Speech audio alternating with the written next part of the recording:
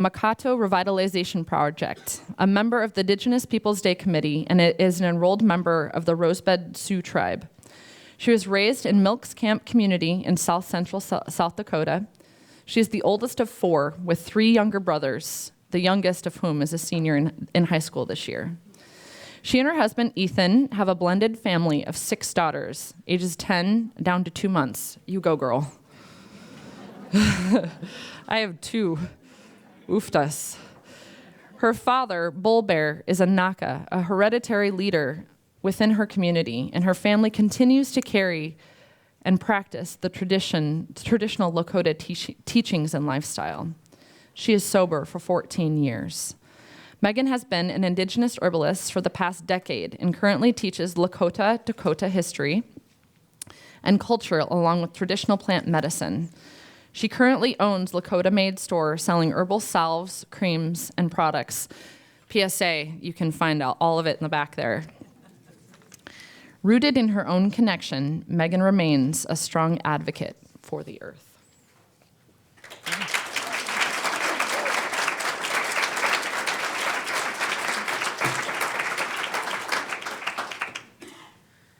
Thank you. Madakiape, chante washte nape chayuzapi exto. Ta wa paha oyatai mi imachiapi exto. Imata ta asampe oyaki exto. Good morning. I greet you all with a happy heart and a handshake. My name is Mini Warbonnets Woman, or Megan Schnitker, my English name. Get real close. Yeah, talk loud. We got people with hearing aids, so yeah. You can let it rip. Never mind, I'm claustrophobic. Anyway, I am from the Milks Camp community in Rosebud, South Dakota. As Laura introduced me, my family is, actually, we're mixed. We are from Rosebud Reservation. My mom is Rosebud, and my dad is from Pine Ridge. And so we are technically 2 different tribes, and so the jokes go back and forth nonstop. And I say, well, today I claim Norwegian, so.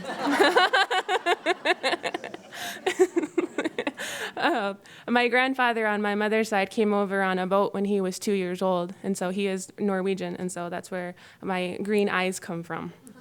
And so we, every once in a while when we get together, we have big family holidays, and so every once in a while when the Pine Ridge and the Rosebud jokes start going back and forth, I say, well, today I am Norwegian, and my brothers will like, well, today I'm Pine Ridge, so I'm like, okay.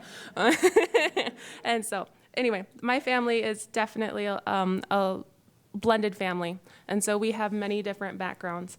Pine Ridge, Rosebud, Norwegian. I believe there's even, with some the wonderful reflex of red hair that we have, there's also some other heritage that we don't know of. But every once in a while when my hair turns red in the summer. So. Well, thank you for having me. I'm extremely excited to be here. I wanted to thank each and every one of you that, and to say that it's okay to be you, and whatever culture that you describe or you choose to identify with today is okay. There's people that come up to me and they want to apologize for your ancestors, and I say, those people are long gone. So I'm happy to celebrate you as a person, and so thank you for that. A long time ago, before settlers came, our people were one with the earth. We say that our creation story says that we came from the wind cave over in the Black Hills, and that we were tricked out of underneath the ground, and we came from Mother Earth, and we were born onto this land.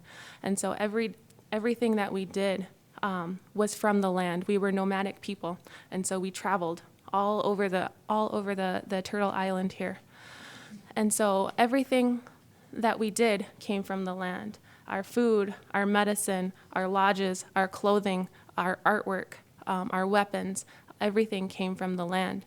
And everything was done by women.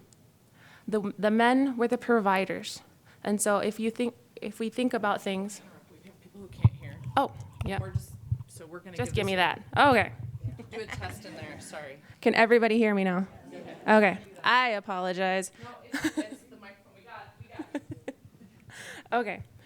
So when we came from the land, we were unsure of how to survive up here on the surface, and so we used our spirit guides, as well as the animals that taught us, that lived here long before we did, that taught us how to use the plants as our medicine and our food. And so as we began our life on this surface, we used plants as our food and our medicine, and we learned to stewardship the land. And so we didn't farm as you would typically think that is today. So we harvested our seeds in the beginning of the spring and in the fall. And so we would take those seeds and we would kind of figure out where best our plants grew, because we had different paths that we traveled for food. We followed the buffalo herd. We followed where the main source of meat protein were, but we also followed our plant medicine. The oak tree, if you cut a young branch, it has a star in the branch in the center. And so that is where a big chunk of our medicine grew, was around those trees, because we not only used plants, but we also used mushrooms. Mushrooms have medicinal and food value. And so we knew all of this a long time ago. And so we would follow the oak trees. Wherever they went is where most of our medicine was. And so as we've traveled along, we spread the seeds that we needed to grow in these areas, because we traveled every 4 to 7 days. We packed up camp and we left, because we didn't want to deplete the land of resources, because our camps could be anywhere from 150 to a few thousand people. And so land resources would get depleted really quick. And so we left every 4 to 7 days and we traveled. And everything that we had to pack up and go really quick in case we needed to leave really quick. And so a long time ago, or actually, if you think about it, our lives mimic the buffalo. And so as the buffalo left every so many areas, or left the area every so many days, they traveled. And what they did was that they would pack up their children, the young ones, and then they would get the women. And then as a herd, they would have the women and the children in the center, and the men would go on the outside, and they would travel that way. And so Lakota people, or indigenous people, our people, we traveled the same way. And so our women took care of the lodge. And a funny note is that the women owned the lodge, and they owned everything inside the lodge. The only thing that a man owned was his weapon and his clothing. And so when divorce happened, she would set his stuff outside the lodge. And that was good luck. So women in the land, absolutely. We took care of everything. The women made the lodge. They made the clothes. They gathered the food. They took care of the children. And so when our camps would pack up and go, the men made sure that they were on the outside, and they were preparing for anything that might happen as far as another tribe coming in or planning to attack. So they would surround the women in the lodges as everything was torn down, and everything could be torn down within a matter of minutes. And so they would gather everything up, and they would pack it all up, and once the women were ready to go, then the camp moved. And then our leadership, it was everyone sees the chiefs in the pictures, and they understand the chiefs' stories, but what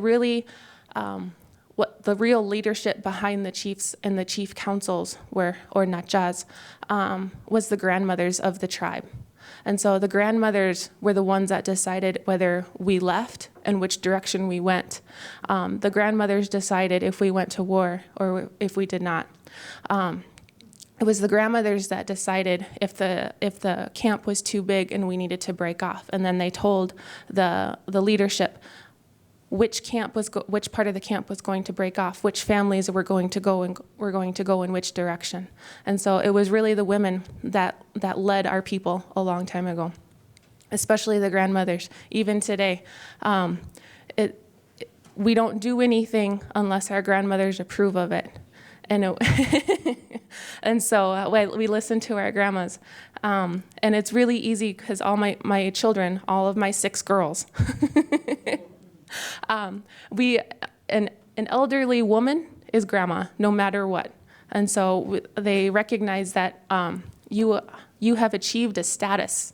And so if they don't know your name and they just call you grandma, well, now you're grandma. So it's easy for our family to hunka, or what we in English we would say adopt.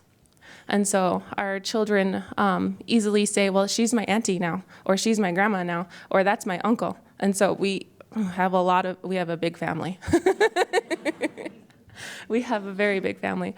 So our entire living way of life was based on living in harmony with the earth. And so our lodges were made from the buffalo, but they also were made from the trees. Our lodge poles were made from the oak tree.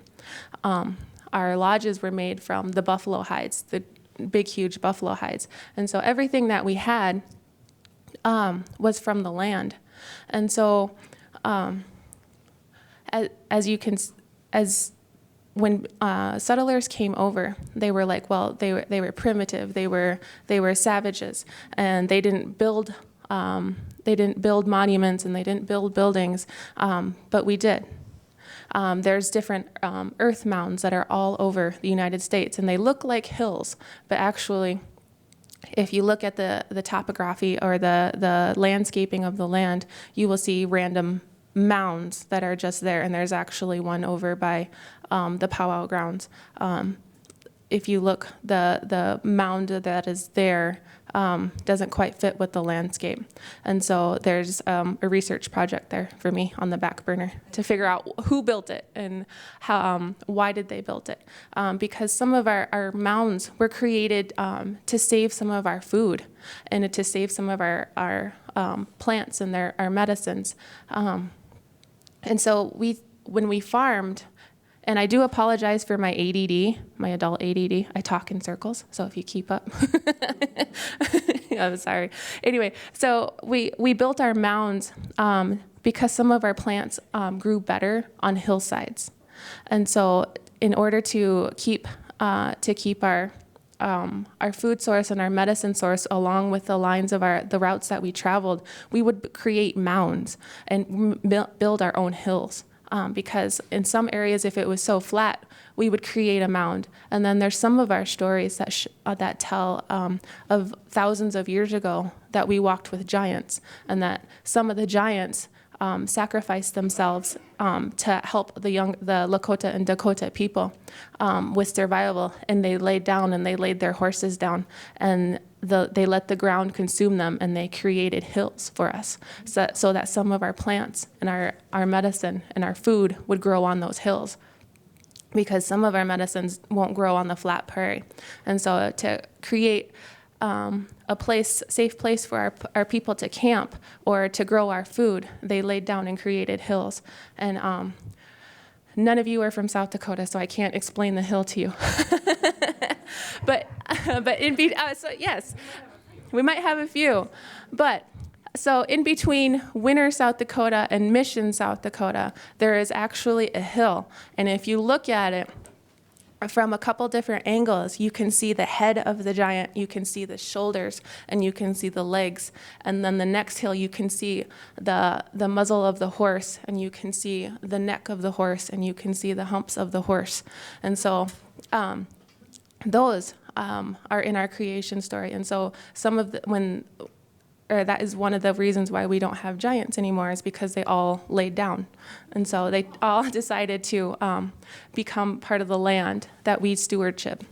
And so we have many, many, many different stories of why the land is the way it is. The Black Hills is where we call our sacred area, the heart of Turtle Island that we live in.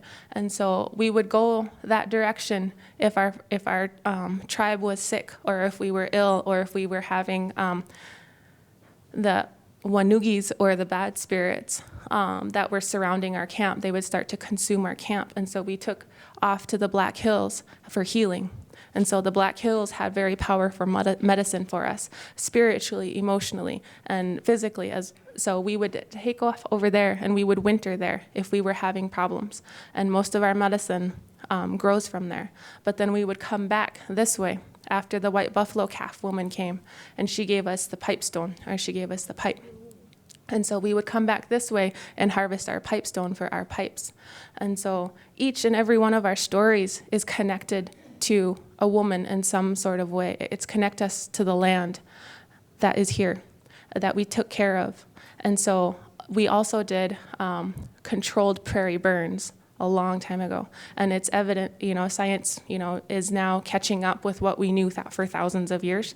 And they are saying that, yes, there's evidence out there showing that for thousands of years, there was controlled prairie burns. There was controlled burns because they go down so far and they can see the charcoal lines. And it was like, absolutely, we did that for thousands of years, because when an invasive species came around, we couldn't go down. It would take way too much time away from our day to go down and take out the invasive species one by one by one. And most of these invasive species, the only way you get rid of them is by taking them by the root. So we did controlled burns. And then we took all the seeds that we harvested and we replanted that prairie.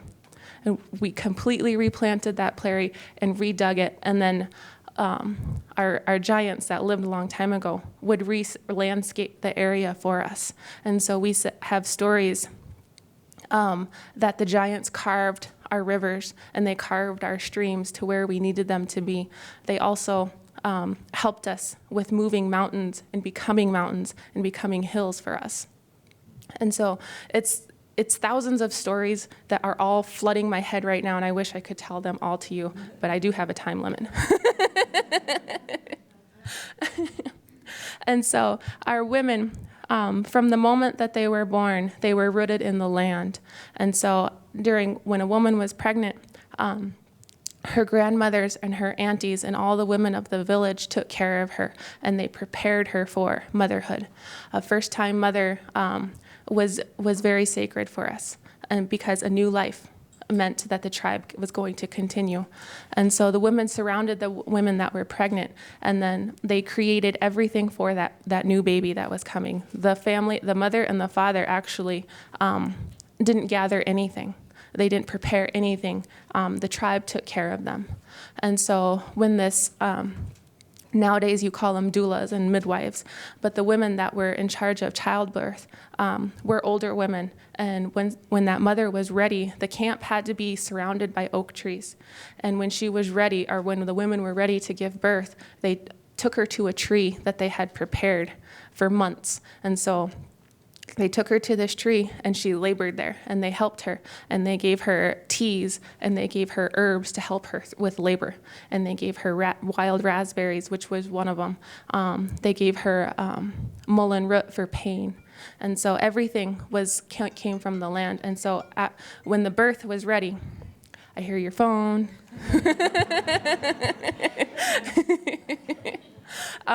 So when it was time to give birth, the woman, she went to her tree, and the grandmas had created a dugout for her to birth in.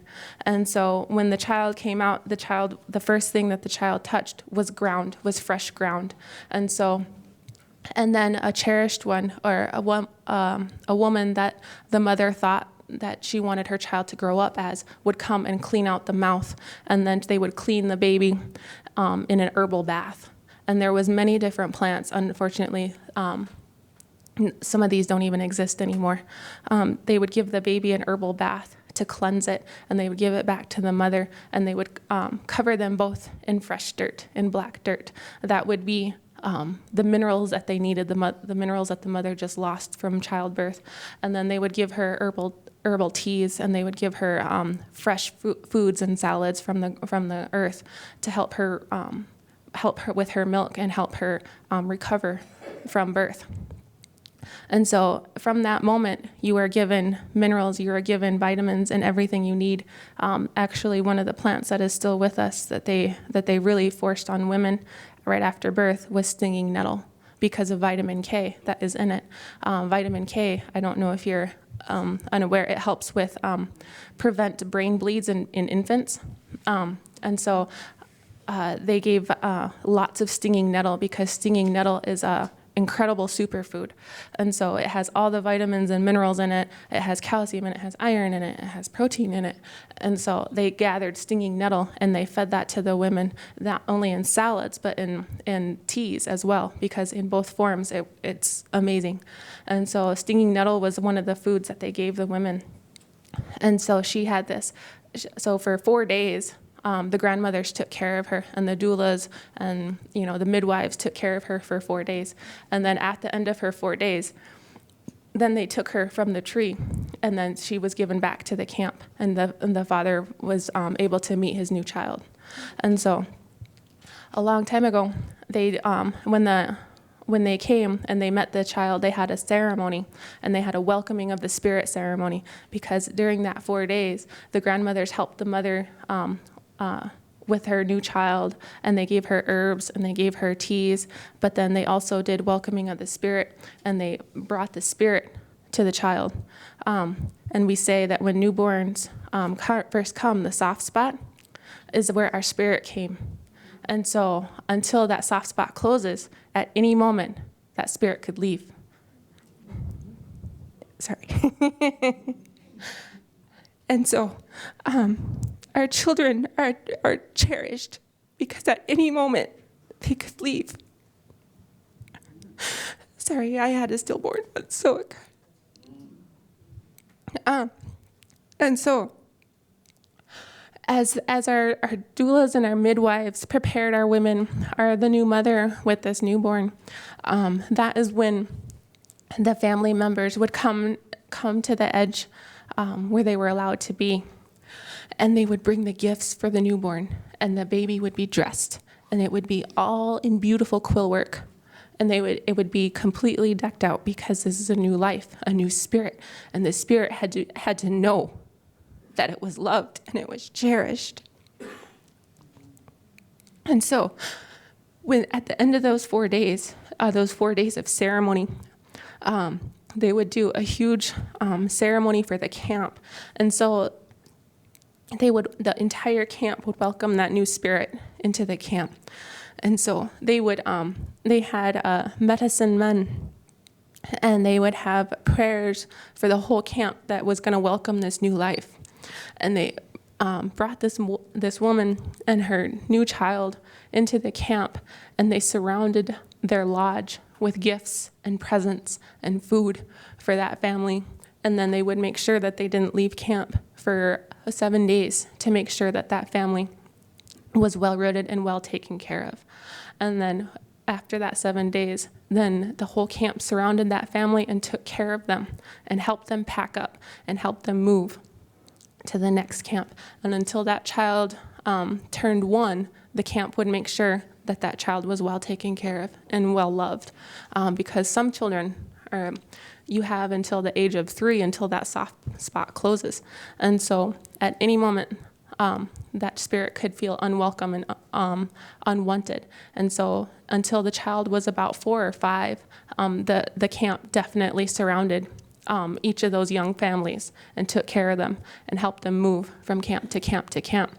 And through that time period of about 4 years, that family got a little extra food and was given a little extra support for that new life. And during that time, that child is learning plant medicine. That child is eating up to 80% of its entire diet is plants. And so our game, our buffalo, our deer, our rabbits were just a small part of our diet a long time ago. Just because of the scarcity and the amount of energy and resources that it took to go hunt those buffalo. And so we knew which plants that we could take and eat to sustain us until the next big buffalo kill or the next time that our family could get a deer. And so a plant diet was a good chunk of our diet. And so today you see a lot of diabetes and you see a lot of health issues, and it's because for thousands of years our people ate plants. Most of our diet came from plants. We were mostly vegan, except for, when the time that we were able to get buffalo. But even then, there was always days and weeks that we were unable to get game to eat.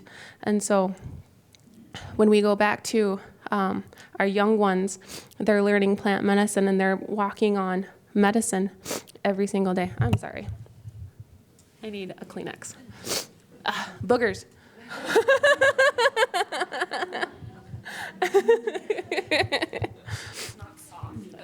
Oh, that'll work. Thank you. Oh. I'm one of those people that have emotions all the time. I think they call them empaths or empathy, like empathy. Yeah. Ugh. So someone cries. Yeah, someone cries. I'm bawling, and I have no idea why. I'm like, I don't know what happened. Oh, thank you. One of my kids falls and gets hurt, and my husband immediately throws a Kleenex box at me. He's like, you're going to cry. And I'm like, why? What happened? And he's like, Arrow fell and scraped her knee. And I'm like, oh, my God. Yeah. Or someone touches their eyeball and my eyes water. So, yeah. Life of an empath. So, anyway, back to, so our young children were taught from day one about our plant medicine, and they were taught our spiritual connection to the plants. And so none of our medicine was harvested, none of our foods were harvested unless we offered tobacco. And now, a long time ago, the actual tobacco that just came to your mind is not the tobacco that you think of, or is not what we used a long time ago, because the actual tobacco plant doesn't grow in this climate. And so what we used to use was a combination of mullein and, oh my God, just blinked it.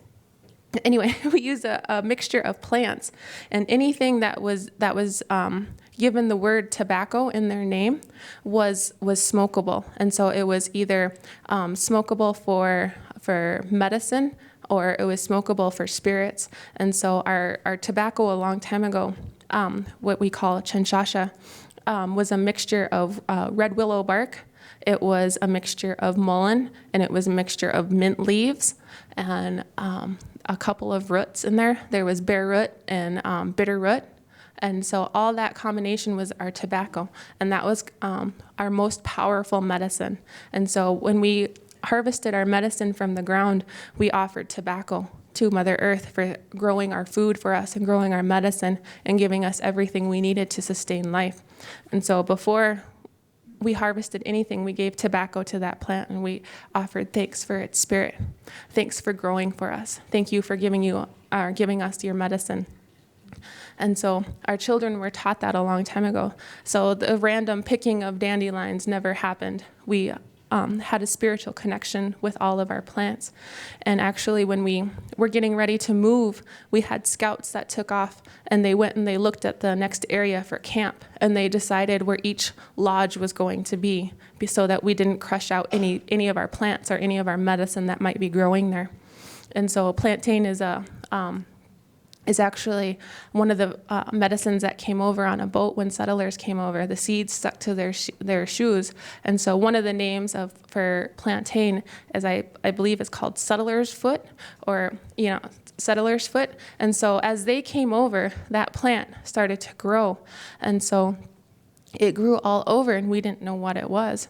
And so actually there's a story about a rabbit that gave us that medicine, a rabbit that said that this is really good, you should try it. And it helps me out with my colds, and it helped heal. It helped heal my scrape. And so the rabbit gave us that story and gave us that healing. And so all of our people started using plantain as to heal as a wild first aid and a food because it's edible. And so most of our plants, actually a little tidbit, did you know that we lose 100 to 200 plant species every single day? It's terrible. Absolutely terrible. And so when I say that some of our plant species are no longer with us, it's definitely an epidemic as far as plant species being wiped out due to development. Roads, over-harvesting of some of our medicine. And so when we got a new medicine, we taught each other all of that. And then unfortunately, due to what happened to our people, huge chunks of our culture was lost. And so part of the work that I do is gathering those stories from our elders, from the people that may know, and writing all of those down to teach to the younger generations, because it's incredibly important to keep not only our traditions alive, but eventually science will catch up to all of us. And so I will have a book that says, "I told you so." And so the history and the culture that goes into each of our plants is incredibly important, and it gives us knowledge, and it gives us healing, so that when we go outside, we don't just spray our lawns with unnecessary chemicals, but we look at each plant as an individual life, as an individual spirit, and we thank that spirit for being there, because it's growing there for a purpose. It was super funny this past summer. We never had mullein growing in our backyard, but one of our daughters struggles with upper respiratory infections a lot. And all of a sudden this past summer and spring, I had like 8 mullein plants in my yard. And so I was like, well, all right, I will harvest the mullein. And so mullein is really good for upper respiratory infections. And so I harvested that medicine for her, and it really helped her out. And so a long time ago, we actually used to use the mullein not only as a tobacco, as a smoke, because if you smoke or smudge the mullein leaves and breathe in the smoke, you're going to cough your head off for about a minute or two, but then your cough is gone. And so a long time ago, that was put into our tobacco to make sure that our lungs were clean and to prevent any type of illness in the lungs or in the throat, because a long time ago we didn't have a pharmacy to run to.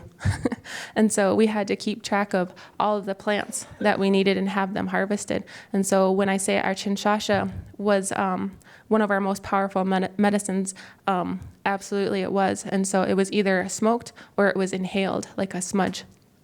And so that was our first go-to medicine before we started looking at the plants that grew around us for food and for medicine. And so if our chinchasha was the starter, because it helped our spirit come back to us, and it helped our spirit start to heal and accept the plant medicine that it was about ready to receive. And so our spirit, we say that our spirits not only live in our body, but sometimes they wander out. And so in order for us to heal, we have to call our spirit back. And so we do that by offering that individual a smudge with azalea, as we say, or sage. And so we call our spirit back, and we smudge ourselves off, and then we smoke the tobacco to help our spirit heal.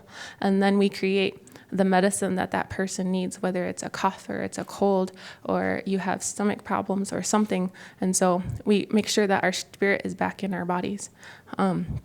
Because there's different reasons that our spirits leave, whether they're just off wandering around in the same room that you're in, or they're off enjoying the summer while you're working your rear end off. Anyway. And so our spirits are always with us, whether it's our own spirit or it's the spirit of our ancestors. And so those are always with us. Actually, a story about a spirit wandering. My middle brother, Nate, he has spirits that follow him, and they have followed him since he was a baby. And they used to scare the living crap out of me. So a story was, he was about 6-7 months old, and he was sitting in the living room by himself, and I was getting ready to take him to my grandma's house because she was going to feed us lunch. And so I had him sitting in the middle of the living room. I had everything off in the house, and I was just going to go grab his diaper bag. And I was coming back, and the TV was on, and all the kitchen cupboard doors were open. And I was like, oh, Nate, you need to calm your spirit. He's scaring the crap out of me. Anyway, and a few months later, we were getting ready to go to my grandma's again, and I was gathering his stuff, and I went into the bathroom, and our bathroom, the doorway, there's a hallway that going down, and there's a mirror that's facing that can just watch down the hallway. Anyway, I had a sunburn on my forehead, and so I was rubbing some aloe on my forehead, and out of the corner of my eye, there was a tall man that had a dark brown hat on, and he had long dark braids, and he was wearing a red flannel shirt, and he walked down the hallway, and I heard Nate, and he was just laughing, and he was singing, and I went into his room, which was down that hallway, so his spirit went into the hallway. I went down to the room where he was in, and he was playing with Nate, because Nate just woke up from a nap, and so anyway, I see that spirit all the time around Nate. And he likes to surprise me. So our spirits are our ancestors that lived a long time ago, and so they are still here with us. And they have a lifespan too here on Earth, and so they are here for a while, and they're here to help us. And then they decay, and then they leave, and so they go on to the next world. And then so we have different levels of spirithood, I should say.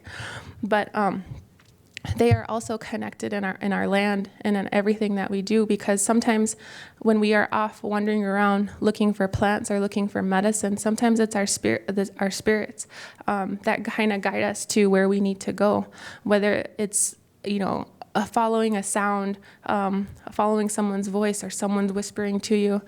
Pick that one. That happens quite a lot when we're out picking medicine down where I'm from. It's hard to explain, and it's not a ghost story, I promise. But we were out harvesting mushrooms. We were harvesting chicken of the woods, which is really good if you get one. One of these times we will actually get one to dry it, so we have it over the winter. But anyway, it doesn't last very long in our house. Anyway, we were harvesting chicken of the woods down where my parents live, and it was my husband and two of my girls, 4 of my girls, and we were walking down by the creek, and all of a sudden Maisie goes, "Mom, do you hear that?" And I said, "What?" And she said, "There's someone telling me to go over there." And I said, "Okay, well, let's go." And so I went with her, and the dog followed us, and the dog, my mom's dog, she stayed right next to us, and she was kind of not sure what was going on, but she knew that there was something over there. And so we went over there, and we found a 40-pound chicken of the woods. And it was huge. And so we feasted really well that night. And so I thank the Spirit, and I thank the Spirit for guiding us to that food. And so a long time ago, our spirits did the same thing, is that they guided us, and they guided our scouts to different areas where our best medicine was, where our most food was. And so it was a good thing. We had a very close connection with our spirits, whether they were our ancestors or they were the spirits of the plants that called us to different areas. And so today we still keep that connection alive by thanking all of our plant nation for the food and for the medicine. And so when I say we lost a lot of medicine, I truly mean that. There's not very many herbalists or, as we call, traditional nacha or traditional women leaders that are well versed or knowledgeable in plant medicine. Last I knew, I was one of 4, and I am the youngest one. And so it's incredibly sad, but I go out to our different reservation areas. I go as far as Omaha, Nebraska, and teach the native population there about plant medicine and keeping that connection with the earth, because unfortunately our urban Indians have lost that connection. And so when this next summer, I am going down there for 2 weeks, and I'm going to spend 2 weeks with a group of, I think they cut it off at 150. 150 students, and we will be going to their local cultural camps, and we'll be reconnecting them, reconnecting their spirit to the land. And so that is incredibly important. important work, not only for them, because unfortunately a lot of our urban Indians are so disconnected from the land that their spirits are lost, and they're lost to drugs and they're lost to alcohol. And so reconnecting them with the land and rerouting them into the land and their medicines is something that we're working towards, to bring them back to their culture and to teach them that, yep, going to powwows is just a part, just this little tiny part of what you used to have. And so I'm bringing that back, me and a few other people that are really interested in plant medicine, bringing them back to that culture and to that connection with the land. And so when we go back to my Uncle Steve throwing me Lakota words while we're up here. We were actually, my Uncle Steve is the one, he is a curator for the Smithsonian, and so he actually goes up to the Smithsonian and takes care of all the their collections that they have, and he says that it's beautiful to see the artwork that went into our everyday clothes. And unfortunately, our clothes from a long time ago were part of the land, so they deteriorate and they rot. And so there's different diseases that go into the leather that we used for clothes, and he helps slow that process, not necessarily stop, but slow that process. And actually, we came up with a mixture of plants as a natural preservative to help them slow that process of decay in some of our collections that are in the Smithsonian. And there is the Smithsonian the Smithsonian and the Boy Scouts actually did us a huge favor by collecting artifacts as they went along. Now, how they collected it was pretty gross, but those people are gone now.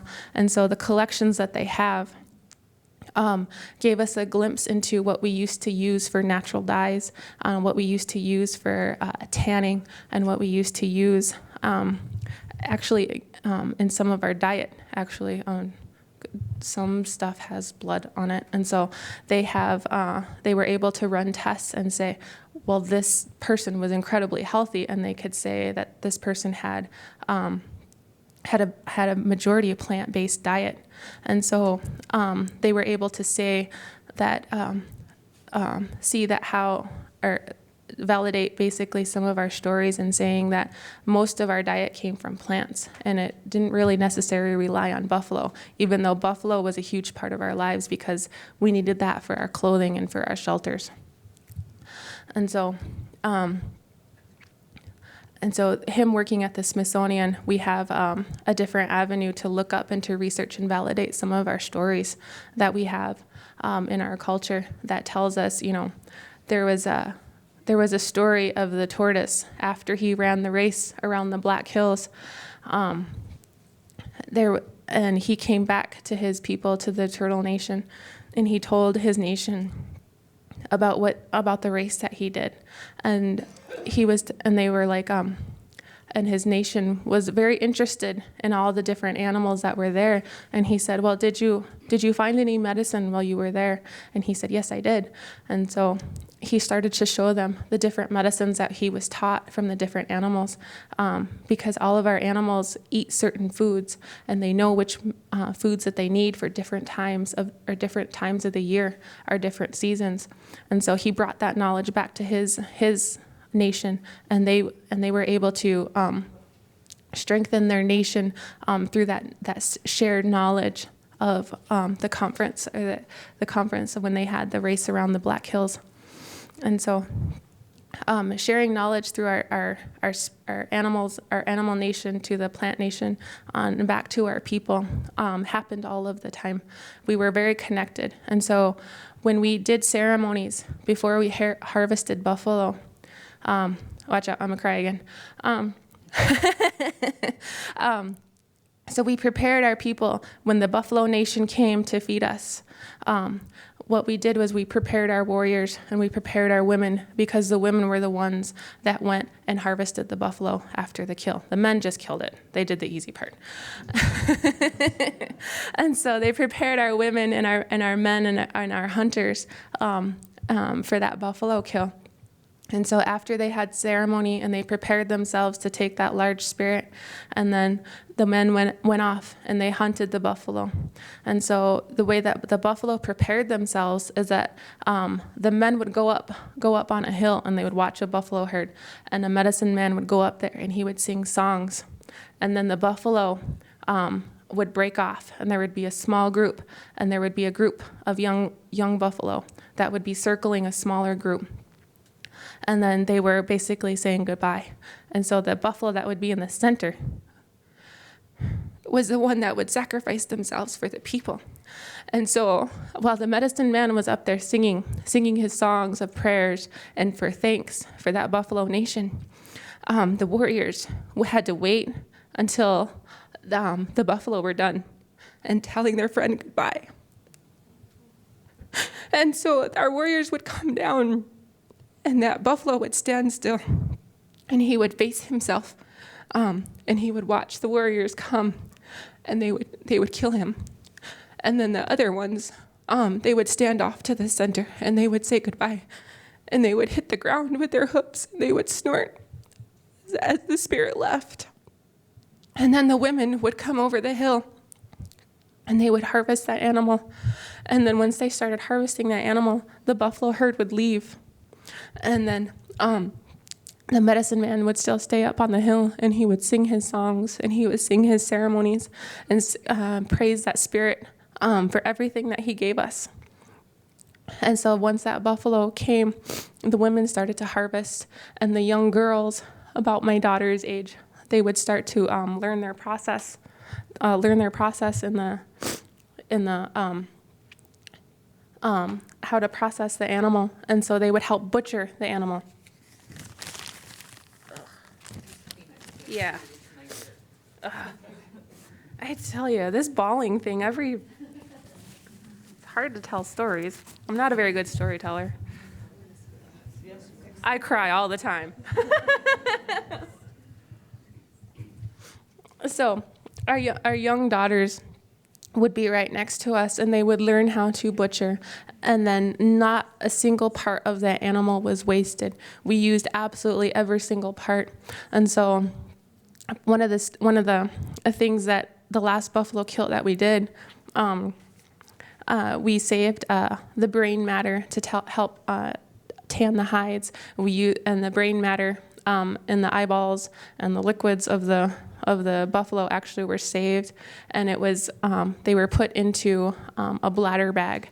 And so they were put inside a bladder bag, and they were saved to help tan the hides, whether we needed raw hide or we needed soft tan brain hide. And so every part of that animal was saved.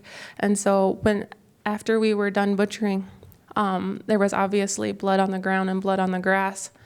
And we actually saved that blood on the grass, and we actually took that part of the earth with us, and we saved it for later, because after we did our controlled prairie burns and we spread our seeds, we also would spread the blood that was shed, because blood actually gives different fertilizer to the ground and helps those seeds grow.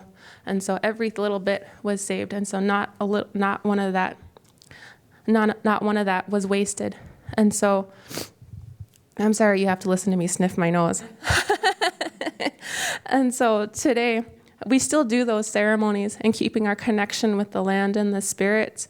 And so our last buffalo kill was quite a few years ago, and we're getting ready. We're preparing our family to do it again here in the next year or so. And so when our family prepares, it takes us a year to prepare now. My family has hereditary leaders, or nacha, and so my dad is what you would call a chief. And so we also have a medicine man that is in my family. His name is Richard Broken Nose, and he's a very powerful medicine man. He's sought out for healing and for ceremonies. He did our wedding. And so our Grandpa Richard says that what we need to do as a leadership family, we need to keep these ways going, and we need to teach everyone. We need to teach our younger generations. And so he said that we are going to prepare for a buffalo kill. We don't get to decide. Our Grandpa Richard decides for us when we're going to do these things. And so we started doing our prayers and we started doing our ceremonies because and I harvested our natural tobacco this past summer so we could do our tobacco ties. We do our tobacco ties to give to the hunter that it's going to shoot it, which is going to be my brother Mitch. And so it's going to be his first buffalo kill. And so this is why my Grandpa Richard says that this year we need to prepare a little bit extra because it'll be his first buffalo kill. Because before, it was my dad that would shoot it with his bow and arrow. And actually, the last one we did was 10 years ago. And my dad made his own bow, and he made his own arrows for the kill.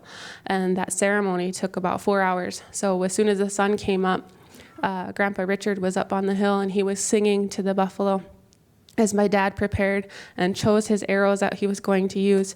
And it was actually a very beautiful ceremony. I stayed back because I was a bawling mess. But my mom went, and she told us all about it. And she came back and she said it was really beautiful, and our family kept that connection alive with our land. And we traditionally kept the blood, and so we still have that blood, and we use little bits of it here and there in our gardens. And so now we are almost at the end of that storage of blood to use in our gardens. And so our Grandpa Richard says, now it's time to reconnect and to bring that medicine back. And so she gave me a warning. So thank you. Thank you for listening.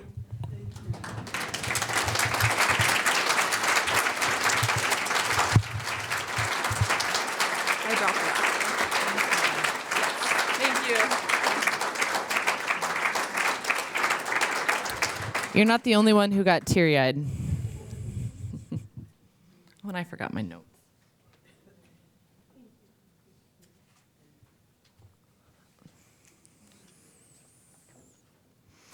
It's powerful to hear her story, and I'm grateful for her coming today to share not only her own personal story, but also the story of her legacy. And so I hope that today we were able to learn a little bit.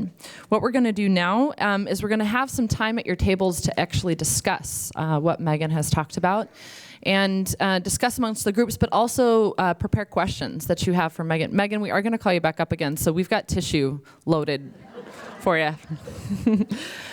So what I would like you to do is take an opportunity to sit down with your group. You're more than welcome to get coffee. We will have a coffee break. The one thing I do ask is that you be mindful of the amount of space that you take up in terms of the conversation and everything along those lines. We want to make sure that everyone has an opportunity to speak. At each one of your tables, there is a facilitator. Can facilitators raise their hands? If you are at a table that does not have a facilitator, we trust that you can figure it out. To talk amongst yourselves, but the facilitators will be asking the questions and kind of facilitating the discussion. I will also be typing, I will have the questions posted up here as well. So with that, we'll go ahead and start 15 minutes of the table discussion. And then, this is important. The cards that are on your table are for questions, so make sure that you're writing down your questions as you go, and then we will have volunteers who are here, and Dee is picking them up. She's somewhere around here. She's going to be picking them up here. So if you hold up the questions, they will grab them from you.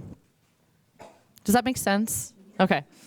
I'm seeing a lot of quiet faces. I'm thinking it's just because you're very pensive and in the moment.